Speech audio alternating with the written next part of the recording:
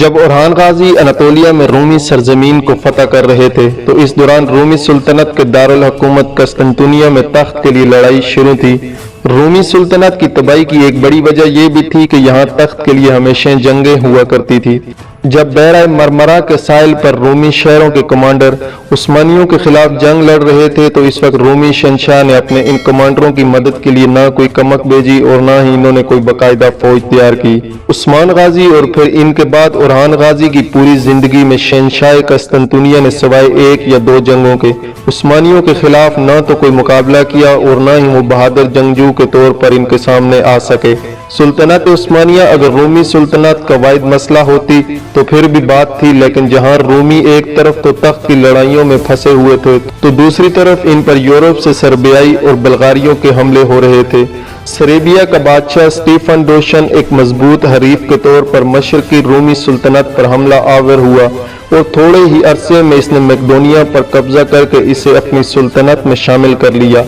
اس فتح کے بعد اس نے اورحان غازی کو ایک پیغام بھیجا جس میں اس نے مشترکہ طور پر کام کرنے اور قسطنطنیہ پر قبضہ کرنے کی اورحان غازی کو پیشکش کی، لیکن اورحان غازی نے اس پیشکش کو ٹھکرا دیا۔ 1341 عیسوی میں جب رومی سلطنت مغرب میں ترکوں اور مشرق سے اپنے اہل مذہب بھائیوں سے پھنسی ہوئی تھی تو اس دوران رومی شہنشاہ اینڈرونیکوس سوم کی اچانک موت ہو گئی۔ 18ویں صدی ہجری یعنی کہ 14ویں صدی عیسوی کے وسط میں بازنطینی سلطنت انتہائی کمزور ہو چکی تھی۔ اس کے مقبوضات جو صدیوں تک یورپ میں دریائے ڈینوب، ایشیا میں اناطولیہ اور شام تک پھیلے ہوئے تھے، اب صرف سلوانیا اور یونان میں سوریا کے ایک بڑے حصے تک محدود ہو کر رہ گئے تھے۔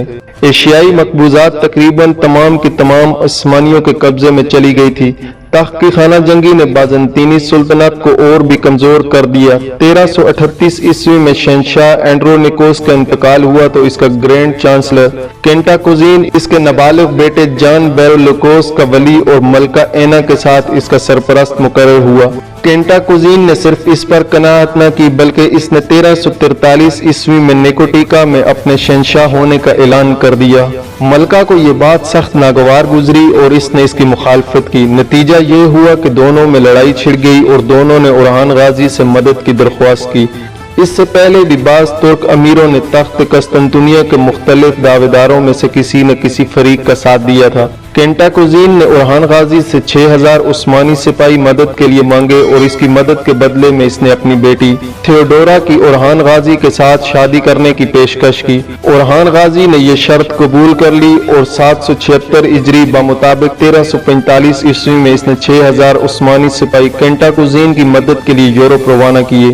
کینٹاکوزین نے سپاہیوں کی مدد سے قسطنطنیہ کا محاصرہ کر لیا جو کہ ملکہ اینا کے قبضے میں تھا، اور ایک سال کے محاصرے کے بعد خود شہر کے چند لوگوں کی غداری کی وجہ سے کینٹاکوزین کی فوج کے ساتھ عثمانی دستہ قسطنطنیہ شہر میں داخل ہوا اور ملکہ کو مجبوراً صلح کے لیے راضی ہونا پڑا۔ صلح اس بات پر ہوئی کہ کینٹاکوزین اور اس کی بیوی نیز ملکہ اینا اور شہزادہ جان لوگز تخت نشین کر دیے جائیں گے، چنانچہ چاروں کی رسم تاج پوشی ادا کی گئی۔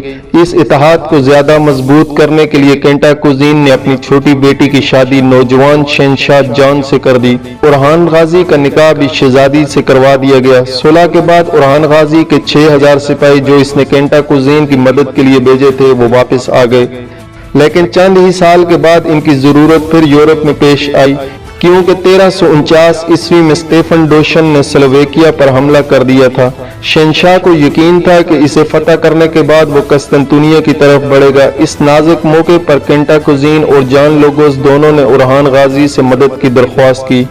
اس دفعہ اورحان غازی نے 20,000 سپاہی روانہ کیے۔ عثمانیوں کی مدد سے سلویکا میں اسٹیفن ڈوشن کو شکست ہوئی اور قسطنطنیہ کی فتح کا خواب جو کہ اس کے دل میں بار بار پیدا ہوتا تھا اب ہمیشہ کے لیے ختم ہو گیا۔ جنگ کے خاتمے پر عثمانی سپاہی پھر واپس چلے آئے، مگر 4 سال کے بعد اورحان غازی کو اپنی فوجیں ابنائے فاسفورس کے مغربی ساحل پر بھیجنے کا ایک اور قیمتی موقع اس کے ہاتھ آیا جو یورپ میں عثمانیوں کے قدم جمانے کا سبب ثابت ہوا۔ دراصل ہوا کچھ یوں کہ کینٹاکوزین تاج و تخت میں جان لوکوس اور ملکہ اینا کی شراکت داری کو زیادہ دنوں تک برداشت نہ کر سکا اور اس نے 1353 عیسوی میں حکومت کے تمام اختیارات اپنے ہاتھ میں لے لیے۔ جان لوگوز نے اس کی شدید مخالفت کی اور خانہ جنگی شروع ہو گئی۔ کینٹاکوزین نے حسب دستور اورہان غازی سے مدد کی درخواست کی اور اس کے معاوضے میں اس نے یورپین ساحل کا ایک قلعہ پیش کیا۔ اورہان غازی نے اپنے بڑے بیٹے سلیمان پاشا کی سرکردگی میں 20,000 عثمانی ترک سپاہی کینٹاکوزین کی مدد کے لیے قسطنطنیہ روانہ کیے۔ عثمانی فوجوں کی مدد سے کینٹاکوزین نے جان لوگوز کو شکست دے کر قسطنطنیہ کے تخت پر قبضہ کر لیا۔ سلیمان پاشا نے حسب معاہدہ زینب قلعے پر قبضہ کر کے اس میں عثمانی دستہ متعین کر دیا۔ اس کے چند ہی دنوں بعد طریس میں ایک زبردست زلزلہ آیا جس سے بے شمار شہروں کے شہر تباہ و برباد ہو گئے۔ انہی میں گیلی پولی بھی تھا جو کہ دریائے دنیال کے مغربی ساحل پر سب سے زیادہ اہم اور بہترین قلعہ تھا۔ یہ زینب سے تھوڑے فاصلے پر واقع تھا۔ سلیمان پاشا نے اسے تحائیدی غیبی خیال کیا اور اس نے گیلی پولی پر قبضہ کر لیا۔ قلعے میں متعین یونانی دستہ عثمانیوں کے یوں اچانک پہنچنے پر حیران و پریشان تھا۔ اس نے ترکوں کے خلاف کوئی مزاحمت نہ کی۔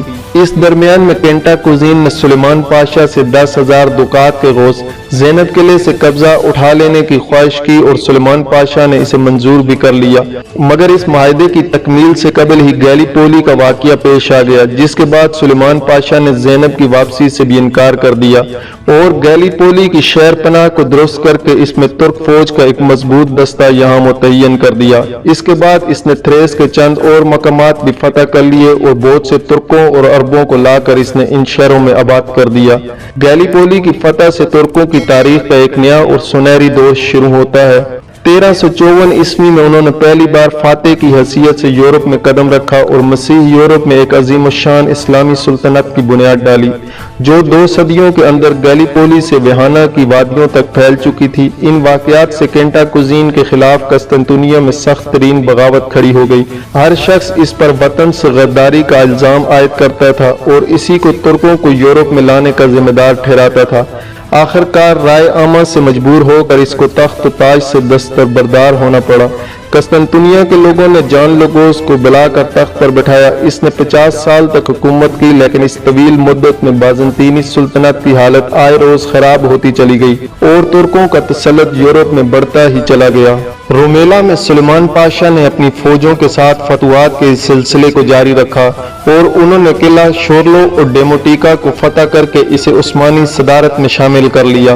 اس دوران جہاں ترک یورپ میں فتوحات کا ایک نیا دور شروع کر رہے تھے تو اسی دوران سریبیا کا شہنشاہ اسٹیفن ڈوشن ترکوں کو یورپ سے نکالنے اور قسطنطنیہ پر قبضہ کرنے کی تیاریوں میں مصروف تھا۔ 1355 عیسوی میں اسٹیفن ڈوشن جنگی تیاریوں میں مصروف تھا اور اس نے کسی حد تک ترکوں کے خلاف ایک بڑی فوج جمع بھی کر لی تھی، لیکن ان تیاریوں کے دوران ہی اسٹیفن ڈوشن کا اچانک انتقال ہو گیا۔ سریبیا کے شہنشاہ اسٹیفن ڈوشن کی موت کے ساتھ ہی عظیم سریبین سلطنت مختلف چھوٹے چھوٹے حصوں میں تقسیم ہو گئی اور یورپ میں اپنی فتوحات کو جاری رکھنے کا خواب عثمانیوں نے جاری رکھا۔ یورپ میں تھوڑے سے وقت میں عظیم الشان فتوحات حاصل کرنے کے بعد ایک بار اورہان غازی کے بیٹے سلیمان پاشا نے اپنی فوجوں کو جمع کیا اور اس کے سامنے بڑی پرزور تقریر کی، جس میں سلیمان پاشا نے کہا کہ جو فتوحات ہمیں حاصل ہوئی وہ ناقابل یقین ہے۔